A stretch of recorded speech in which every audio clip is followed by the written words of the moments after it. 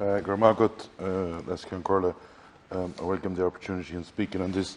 First of all, I'm disappointed that my own amendment in 74 was ruled out. I don't know why, because it was a very simple amendment that agricultural contractors, that 90% of the work, and I know the Minister is going to stand up here after a while and go telling us all the tax rebate that the farmer has, that they have a double taxation. But the reality of it is, Minister, is that farm contractors do 90% of the work, be it at the silage, at slurry, all the different work that's carried out in a farm, because a lot of the farmers don't have time actually to do the higher part of it, or do that section of it. And these contractors don't get any grant, first of all, and second of all, they don't get any rebate back. And that was the reason I put in the amendment in support of the other amendments that's there. This government, and since it has been like mixing the toasters with the Greens, has actually now decided that rural Ireland is going to be the carbon sink and the carbon payer for the rest of the country. They want to tell farmers they can't do this, that or the other. There is, my understanding, in listening to PQs being asked about the likes of Cork Mallow Road and other sections, that public transport might be looked at.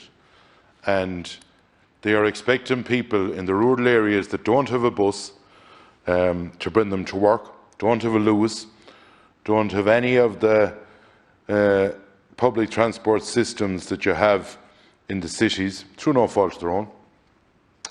And they're what we call Middle Ireland, and they're what we call, what your leader, Minister, stated, get up early in the morning and go to work and rear a family and keep this country ticking over with taxes.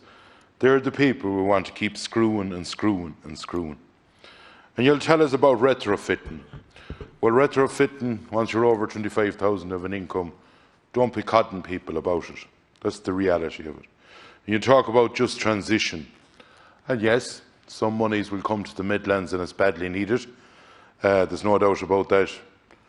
But what's the just transition for someone in Donegal that might have to drive 40 or 50 miles? Or the just transition for someone in Clare or Kerry or other parts of the country, Mayo or Connemara? What's the just transition for them? Only screw them more in a carbon tax. Make sure the fuel that they have to use to heat themselves when they get home at night, put a carbon tax on it. Make sure that the car they drive, put a carbon tax on it. But sure, I suppose it's easy, tell them, go electric. Well, unfortunately, a lot of these people, Minister, the best they can do, and they're doing well, is to buy cars maximum 10 grand. And if you look at the price of an electric car at the moment, I don't think you'll get a lot of them for that. But we don't seem to understand the plight of those people. And what we are doing, and I would agree with Deputy Carty, what he called the carbon tax, it's basically another form of tax to screw the Irish people. But unfortunately, the agricultural sector is going to be paying the most. And why you do that to people that have no option? You show me this minute, Minister, where a contractor or a farmer could buy an electric tractor. It's not there at the moment. They're developing some at the moment. But I'll tell you, you'd want to win the lotto to be buying the price I saw on the first one that they're trying to invent at the moment. And this is putting more pressure on an industry, especially the likes of the beef sector, that is struggling over the last few years. And if there was an alternative, well then we couldn't be all standing up and shouting about it. But unfortunately there isn't that alternative there at the moment. And we seem to just be disconnected. And that's the feeling in rural parts of Ireland. The disconnection from the political people that bring in different measures to cripple them. So if I am born and reared in a rural area, I won't have the privilege of a bus running by my door, or a tram, or a Lewis. In our time, we had even a school bus that was able to bring us to school, but unfortunately, government has cut back on that, and you're not eligible now in most cases.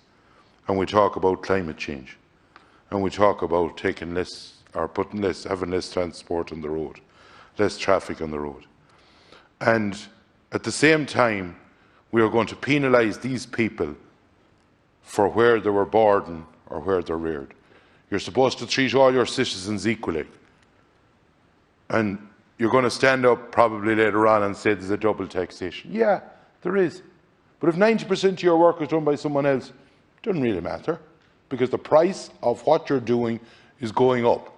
And before you pay tax, just in case you didn't know, Minister, you have to earn money and make a profit. And a lot of these are actually struggling to make a profit. And we are constantly, year by year, trying to shut down rural Ireland and its people with taxes that there is no other solution, only stay with the diesel car because they're travelling distances. You can't afford the newer one. You have to stay with the diesel tractor because there ain't another one there, and the loader for putting up silage, and all the different equipment that's needed. And we talked earlier on about, and we do welcome everything in safety, but here we are, right around this country, in the farming sector, and in actually rural Ireland, we are just basically whipping more money out of their pocket, and at the same time telling them, well, now you'll have to plant a few extra trees if you did get a licence, but sure, that's nearly impossible as well. Or you have to do this, that and the other. You take the sucker punch for everyone else. Well, I'll tell you, people are fed up with that. Thank you. Thank you. Thank you, Deputy.